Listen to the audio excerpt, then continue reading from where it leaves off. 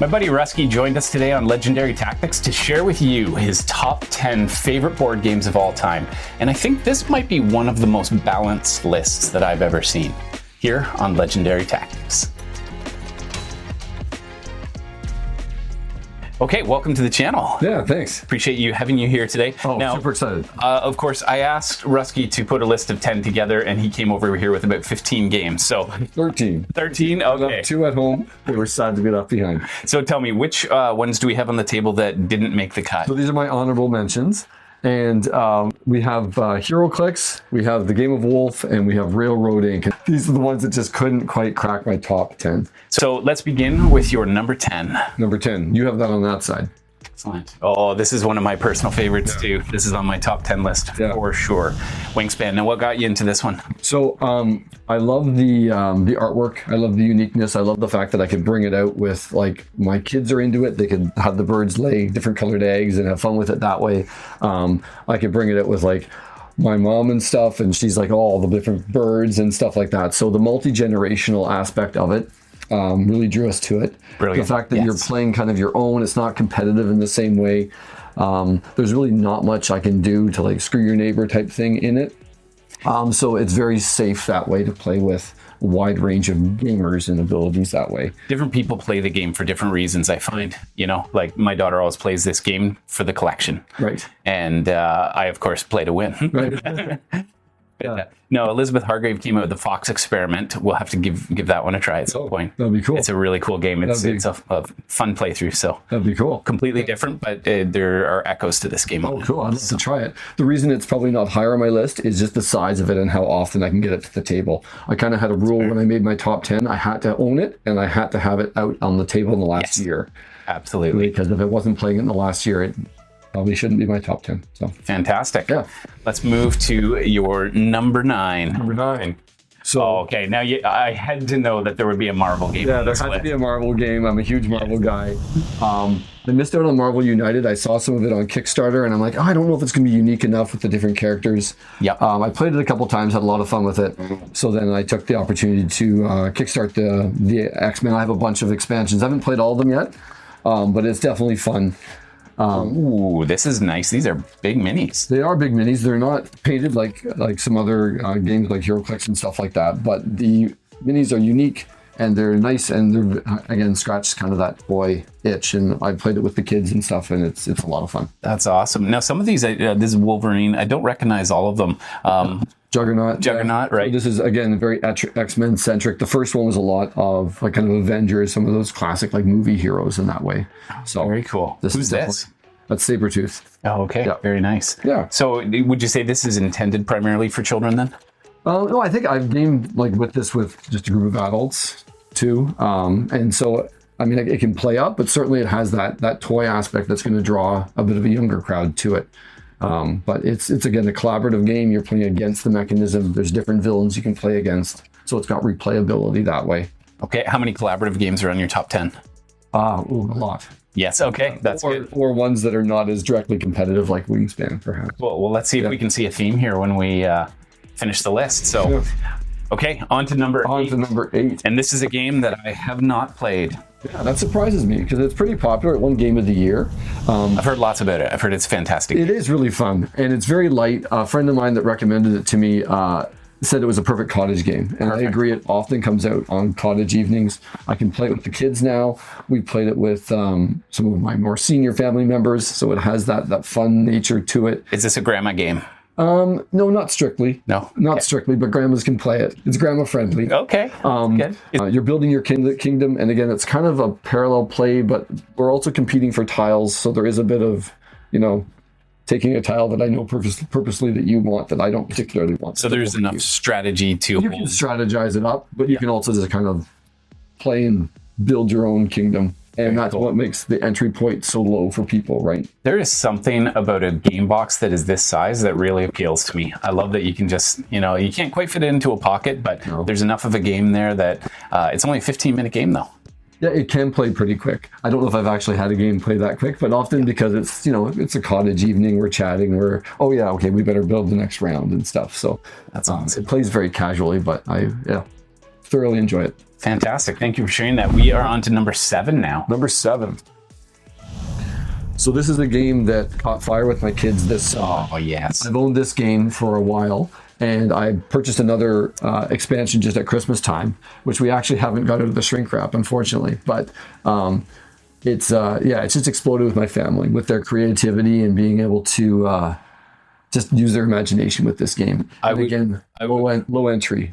Absolutely. This is one that's been a huge hit with my family. Yeah. No matter what I try to do to steer them to other games, they always come back to this game. Right. I do think it's almost mandatory that you get the expansions, though, because otherwise the cards get very repetitive and the clues become very familiar. We were already seeing that, which is why I bought the other expansion. That's right. It's a Stella expansion. Stella is fantastic. I'm excited to play it, and the cards, of course, are compatible. So they are, right. And Stella is a completely different game, but there are certainly echoes of this game in it. So yeah, that's great. Okay. Number 6. That is over here. That is over there. Fantastic. Oh, this is cool. Hidden Leaders. And the reason I say this is cool is because Ruskie kickstarted this game, and he got 4 copies of it and gave it to 4 friends. Yeah. And I was one of those friends. And it's been a lot of fun. Yeah, thanks. Yeah, I really enjoy this game. I think part of it for me is because I feel like I kind of, from our group of friends, kind of discovered it. So that kind of has a little bit of nostalgic piece to me. That's right. But I like the fact that when I've played it with the kids, you can just kind of play it and have fun. You don't have to do over strategy. But when we played it with our group, there's definitely some hidden information. It's a hidden information game.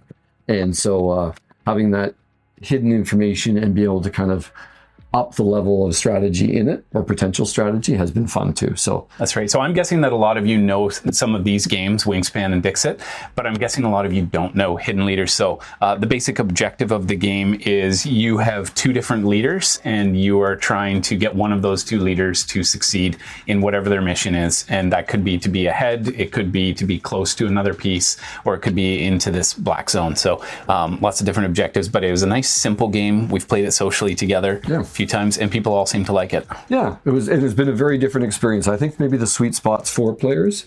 I know when we played a 6-player game, it was very hard to strategize because there was just so much going on. It takes a while to get around to your turn. Right. And so it's been fun to have one that you can up the strategy level on, or just play and have fun.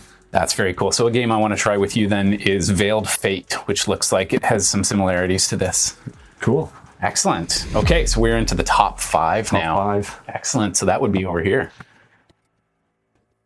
Okay, so number 5 is Just One. Just One. Another game I haven't heard, but look at this. You're starting to get a pattern here. This is the 2019 Spiel des Jahres winner of the year. Yeah, and this was recommended by a friend. He actually picked it up for me for $9 at Walmart. No way. Yeah. And I couldn't find it, and anyways, he gifted it to me, which was super cool. And it's a word game. It's a collaborative game for family. It's kind of has a little bit of like a categories feel, where you're trying to pick words but not pick the most common, or not duplicate. Okay. So I'm trying to get you to guess a word, but players that give word clues that are the same, they get canceled. Gotcha. And so you keep score as a whole group. And again, we played that so much this summer, with cross-generational at the cottage, just with the kids, and it's worked well in all the settings. It's been great. That's really cool. Yeah. Okay, so I'm just gonna tuck this under the table here, so we'll keep that for you, my own family. Yeah, absolutely. Nice. That's really cool. It's nice. I recognize these games. This is one I've never actually seen before, so that's pretty cool. Very cool. On to number 4. Number 4. And I'm so pleased to see this game on the list. Yeah, Star Wars: The Clone Wars. And so what's cool about this one is it has the pandemic system. And so this kind of represents it, which I've also only played about 3 times since it arrived at Christmas time. But what was cool about it is because it has the pandemic system. It feels familiar. It feels familiar. We played Pandemic Legacy Season 1 and had an absolute blast. Some of my best gaming experiences were playing that. It was so good. Yeah, that continuous narrative. Yeah. It was so much fun. So I needed something in my top 10 that represented that, even though I haven't done that in the last year. But also Forbidden Island. Yes. And that we've had such a great time with the family playing it. And again, it has that pandemic Waters Rise mechanism. And so this does that. And it's been brilliant in the playthroughs that we've had. The little minis are so much fun. There's little droids that it's so cool. On the map, and it's again, it has that toy. You can kind of see that theme in some of my stuff. Yes. But yeah, it's been brilliant. For me, there's just the right amount of die rolling. There's just the right amount of villains that you can use to change the flavor of the narrative, and it feels like you're playing a story because it changes a little each time. You feel like a hero at the end when you can defeat that baddie, and I like that they have these.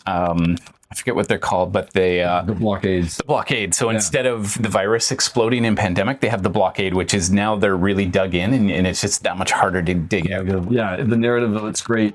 My kids and I have watched through the whole Clone Wars series, Yeah. and so all these planets and stuff are fun. It's been absolutely brilliant. This is a really great game to have on the list. Yeah. It's so good. Yeah. We're at the top 3, and I just have to take a moment to thank you for bringing all these games.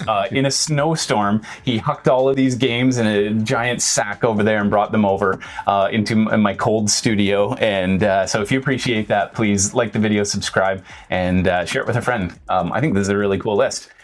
We are into the top 3. The top 3. So now, I would also like you to try and guess, based on this, what are his top 3 games going to be? And in particular, I'm looking over there at your number 1 going, you are not going to guess what his number 1 game is. And if you do, then, well, congrats. I'll like your comment if you tell us so in the comments. Yeah, cool. Okay. Number 3. This box is a little beaten up and worn. That's a great sign. Dungeon Mayhem, Monster Madness.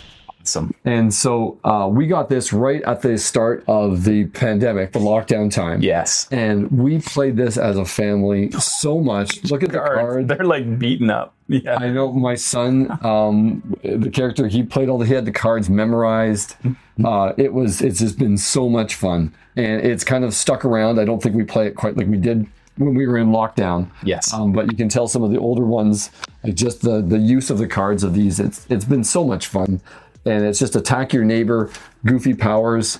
It's by D&D, so it's kind of in that world. So good. But it's just absolutely goofy fun. And again, we've absolutely played it until there's almost nothing left, and it's great. I think all board gamers have a lockdown game. So mine might have been Wingspan, actually. Oh, cool. I think that was one that that one probably got to the table more than any other. Did it? Yeah, Did it? fantastic. Cool. I know Nato on our channel loves this game too. He plays it with his kids as well. Yeah. So Oh, that's awesome. It's great. Okay. Let's check out your number 2. Number 2. Oh, okay. This is a little lighter fare. Yeah. Nice. Probably a lot of people recognize code names out there. Yeah. So pretty straightforward game. How did this beat out all of these games though? So this is the one that is probably like our go-to. I know I've said some of these are cottage games, but this is kind of the one that ends up more often than any other one, kind of in a cottage evening. You can see the box is completely worn off. We have a copy of Codename Pictures. I didn't bring it. Yes. We also have Codename Marvel. That one's so hard. Oh my god. Marvel? Oh, we have such a hard time. None of our family know the names of the characters, so it's like green nose. You know, like it's been a while since I played that, but my kids have been well educated. Yes. And so it plays a little bit better that way. But this has been great. I think this is maybe one of my wife's favorite games too, which helps it get to the table more often. That makes a huge We difference. played it with the kids starting this summer. They were able to engage with it, and we're able to play it again with both of our moms, and it's just been brilliant. And I know this isn't Codenames Duet, but we've made it work with 2 and 3, and just go and have There's a lot of fun variations. If you're into Disney, you can play the Disney version. Yeah. Yep, very good. It's been great. Now we have to make some room here because I think your top game is going to need a little space. Okay, and I'm going to let you embarrass yourself by trying to lift this into frame. Okay, sounds good. The number 1 game for smallest Ruskie. Yeah, this tiny wee deck of cards. Oh, there we are. Okay, did you guess it? The table bent? Yeah, no, we did it. Actually, you can see the table sagging. There it is. So this is nothing like the rest of the games here. And dear Lord, I cannot even barely lift that thing. Yeah. But I think it's about 35 pounds. It's pretty hefty. Okay, so you kickstarted this game. I kickstarted this. My friend of mine got me into Gloomhaven, and we had a blast. We didn't play through all of it yet. Kind of COVID actually cut the legs out from underneath that. Right. I kickstarted this during COVID, and then of course it took a couple of years for Cephalofair Games to actually get the finished product out the door, but it was well worth the wait. So Better than Gloomhaven, or does this represent Gloomhaven? This represents Gloomhaven. It also represents for me Jaws of the Lion as well. Yes. So this is representative of all, kind of like the Clone Wars was representative of the pandemic and Forbidden Island. So this represents all of that. I would say I like Frosthaven more. I like the outpost phase and kind of the immersiveness of that, but I love the world that they built. And for me, the dungeon crawl piece of it, the card mechanism, I love the collaboration on it. How many years will it take you to get through this game? It will take many years, I'm sure. But again, I'm playing it with the kids and a friend of mine, and the kids are able to play it. Jaws of the Lion was the intro for them. Yeah. And so that worked beautifully. We're not quite done Jaws, but they're right into this. Brilliant. And again, it's been so much fun to engage with the kids in like an epic campaign. The moral of the story is indoctrinate your children into board gaming early, for sure. Because then you're not just playing board games, you're having fun with your kids. That's right. Absolutely. So anyways, I love the world. I love the immersiveness of it. I love the fact that you're not playing against like a dungeon master. You're all working together. The monsters all work independently and have like their own AI to follow. And so nice. It's well, thank you so much. You've got a real range of games here. We'd love to hear what your favorite games are out there, and I really appreciate having you on the channel. Yeah, thanks. It's a pleasure to be here. Thanks for letting me share all these games. Now get out there, Good gaming, and be legendary.